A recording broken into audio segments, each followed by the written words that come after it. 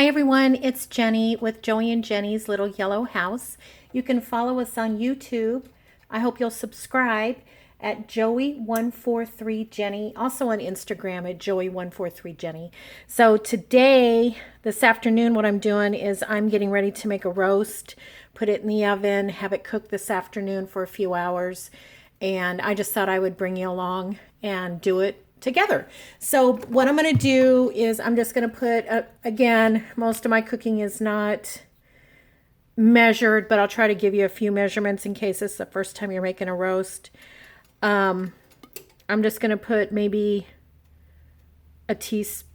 maybe 2 teaspoons, let's say, of a light olive oil. You could also use like a real clear cooking oil. And then what I'm going to do is I like to take some butter, and I like to put a little bit of butter in there because that gives the nice sear on the roast before I put it in the oven. So I'm going to put a little bit of butter in there and let that heat up. Okay. So this may take just a minute. And I also, when I cook a roast, I like to use these tongs. I have all kinds of tongs. I have some, let's see, I keep them here in a vase, but I have some with this, what is that, rubber or whatever, silicone on it. But when I'm maneuvering a big, roast or something like that, I like to use these that are metal. And I also like to sear it in the cast iron. So this is a chuck roast that we got with a little bit of marbling, so I think that'll be nice. I'm just gonna kind of move this around a little bit and get it nice and even.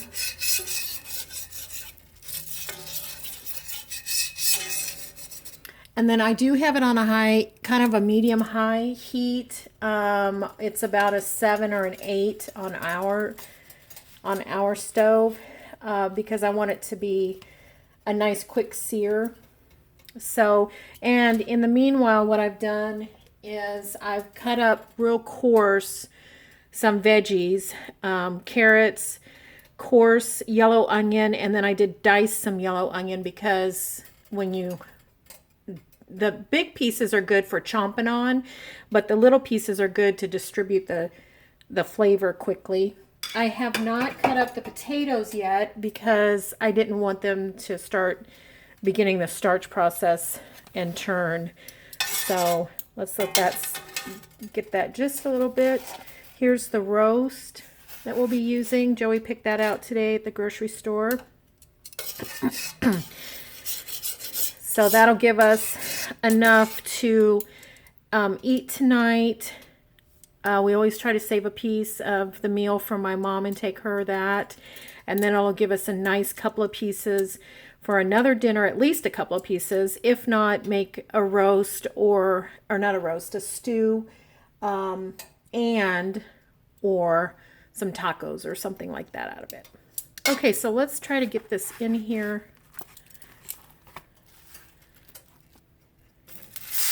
A nice sear, so you're going to hear it sizzle.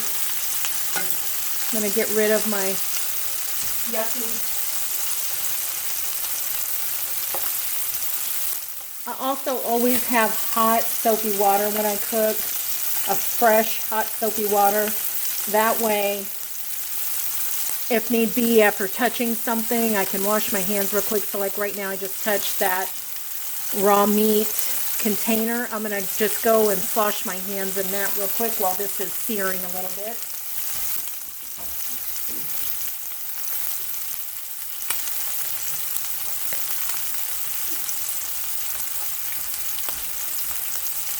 Okay, and then I also, just for your own knowledge, I wear an apron when I cook something that's going to be splattered. I try to remember to wear one all the time. Excuse me, I have to turn away and give it a little cough.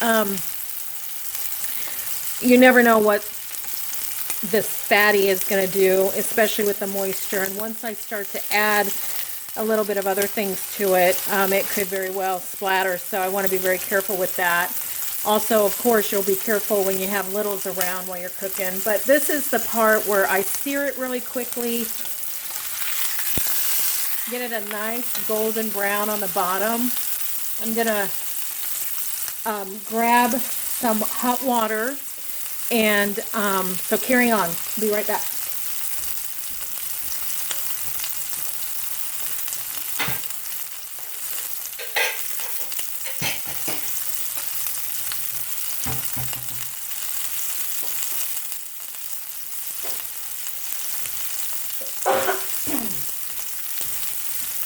Excuse me, I'm still battling with those allergies. Okay, so I'm filling up some water here. That will be used to put into the roasting pan here in a little bit.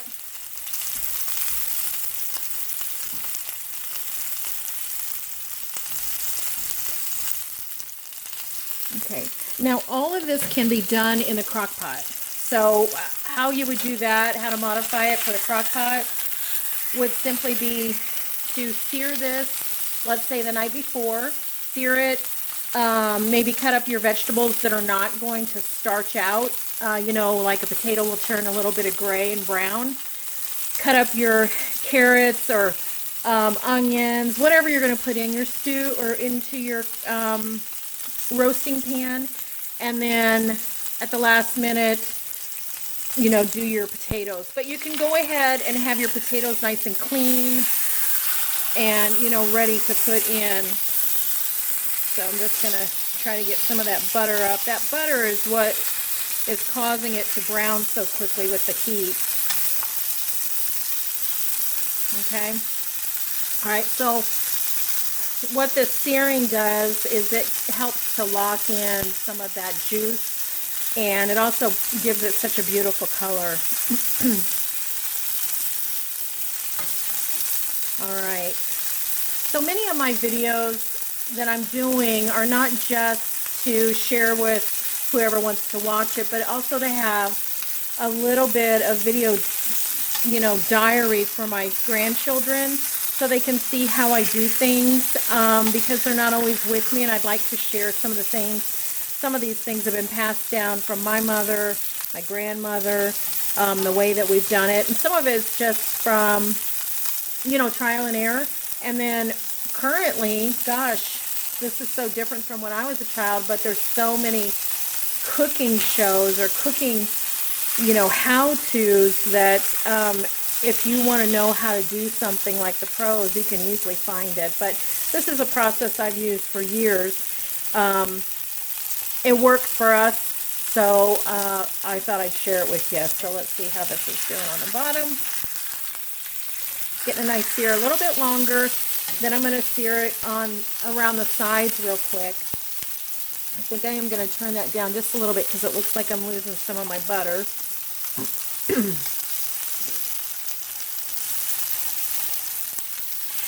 Okay. So this part you can get a good lean. You can either lean it against the side. I prefer to just kind of hold it. It doesn't take long. So I'm going to just hold it here for a minute, and then I'll go around the block with it to sear the other side. So yeah, that one's almost done.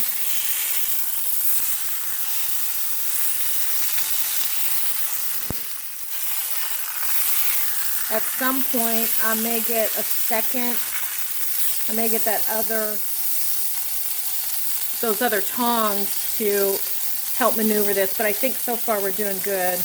I like to hold it right in the center where the hottest heat is, kind of like a Pittsburgh steak, where you want it to be very, very hot to sear it, and then that keeps those running juices inside. I hear Joey outside. He's got a big fire going out back. Looks like leaves or something, excess or something, and he's been putting up, we hauled all the Christmas things that can go out in our old barn. I call it a shack. It has kind of a loft, and so he's been putting everything up there. So he's been working outside.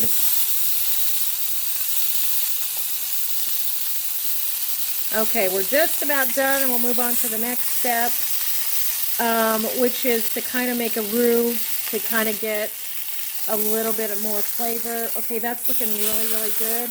I'm going to just transport that into the roasting pan that I have sitting right here. Okay, so now this is very, very hot. And what I'm going to do is, let me just check to see how much is there. Got the heat turned down just a little bit. And what I'm going to do is I'm going to take two, what are these? Bullion cubes. I use the beef. These are beef bullion cubes. And I'm going to kind of smash them down and let those kind of cook in as well. Now, you could just simply add this to water and make like, you know, bullion. But I have found that if I put it and smash it in a little bit, it kind of makes a wonderful, sorry about that. There you go. It makes a wonderful taste. And then also what I'm going to do is I've got about 2 teaspoons of flour, some salt and pepper,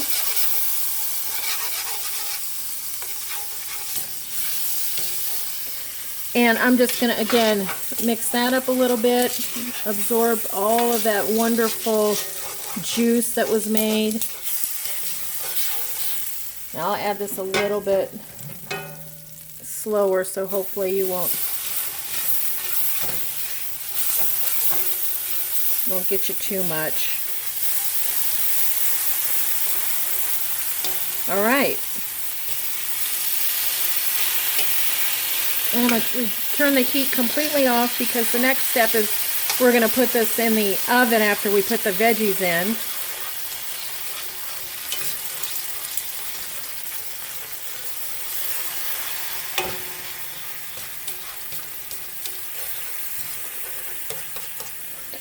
All right, so this isn't really dumplings, what you're seeing here. This is a lot of that season from the bullion, which is okay because once it goes into roast, it'll all break up.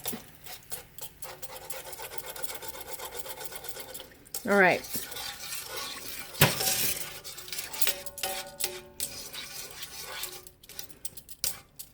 That's a little piece of meat there. Yummy. Okay. Good.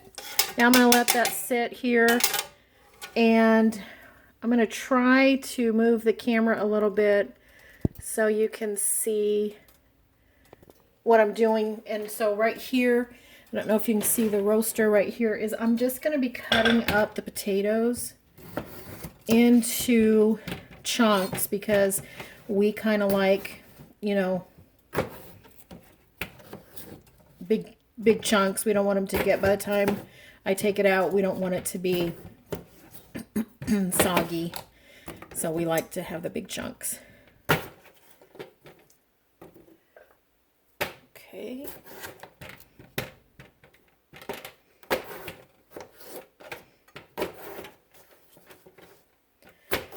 All right. So very coarse. Very coarse. This is probably not the best thing to be cutting on. I'll put my thing down here so it has a little bit of friction. But I knew I wasn't going to be able to take the camera all around, so I'm doing the best I can with the little space that I have here. Okay, and I'm just putting this all around that roast. And here in a minute, I'll put all the other goodies around it as well. It's such a simple process. And really, with the exception of this pan, you really don't have hardly any other prep type of dishes that you have to contend with. You know, like I put things in a bowl just to transport over here so that, you know, I could easily grab them. But golly, you could just cut them and put them in as you go. You don't have to dirty a bunch of things. So you'll have your roaster, you'll have, you know, this pan But really, that's it. Now, if you were doing this in your crock pot, you would just substitute the crock pot for the roaster. You can see this does not take any time at all.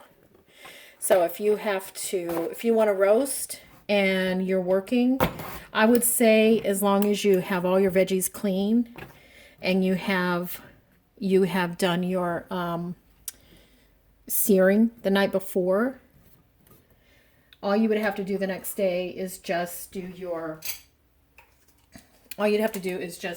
cut up the potatoes and dump everything in, into your crock pot. So now I am just, let me move this out of the way.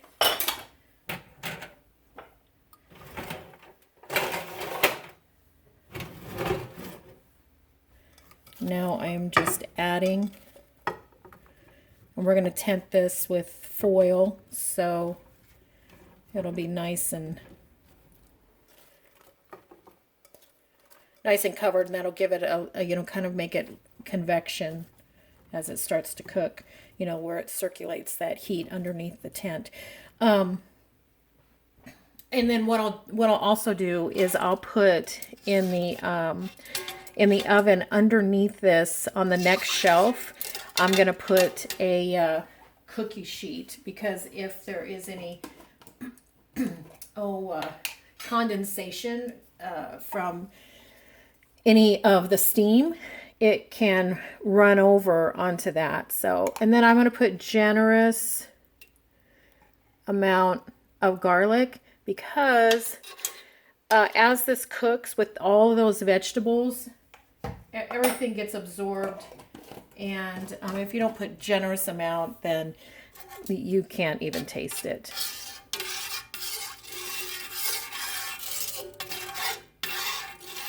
Okay. Now, one thing is that I've learned the hard way over the years is that you don't want to add your garlic to the sear, because garlic cooks at such a low temperature that it burns before, garlic and onions, it burns before your sear. So, and then that has that real bitter taste. So yeah, you don't want to do that. All right, so now what I'm going to do is I'm going to pour this over our roast. Grab me a towel here. Let's see. I need to do it this way. How am I going to do it? Okay. Just going to pour this over. Like that. Okay. Got a spoon here. Let me just gather all the other goodies that didn't go. I don't have a really good strength in my gripper. In either of my gripper, probably comes from years and years of doing hair, being a hairdresser. So usually things are in a two-part for me because of that. So whereas some people may be able to hold this and then scrape it in, that's not always the case for me. My grip is just not very strong. So we're going to try it, but I don't think it's going to work. So then I'll try this again. There we go. Get most of it. Okay. And I've got a paper towel handy just to catch any of those drips. Okay. All right. So then there we have that. And now I'm going to take that water, which, I'm going to try to fill it about a quarter of the way. I don't want everything to be soggy, like a stew. But I do want them to have some steam. So, okay, so I've got that done. And then what I'm going to do, and I've already put some salt and pepper in that flour mixture. So it's got some salt and it has some pepper. And what I'm going to do is I'm going to go ahead and put foil on it. And I did double up foil by, you can see here, folding it. I'm going to put that over it. I'm going to grab this in the center and just pull it up a little bit, just to, like I said, make a little tent. And then I'm going to secure it as nicely as I can, as tight as I can around it. And that just gives it, just like I said, like a little Dutch ovenish effect. You know, kind of helps that to cook, and then it kind of cooks